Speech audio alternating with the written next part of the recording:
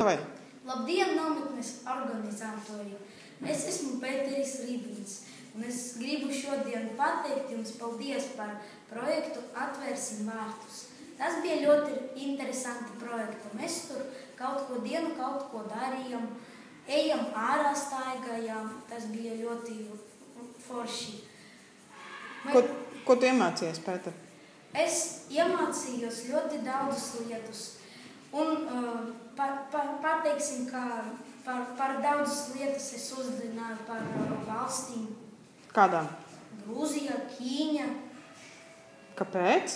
Kāpēc tu uzzināji par tām valstīm? Tāpēc, ka mums bija, mūsu īstenībā viens ķīniekis, un viņš mums ļoti daudz pastāstīja. Vēl tur bija viena meitene par Grūziju, kura daudz stāstīja par Grūziju. Un es to ļoti daudz ko uzzināju. Labi. Kādas nodarbības tev bija, Pēter? Bija? Jā, ļoti daudz katru dienu bija. Kādas?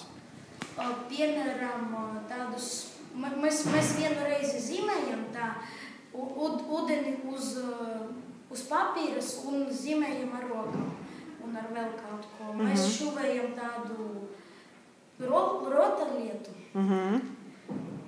Mēs darījām tādu kā gaili.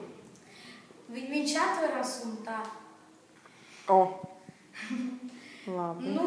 Bet tas ir tikai piemēri, bet bija ļoti daudz visu. Labi, paldies, Pēter. Paldies jums liels.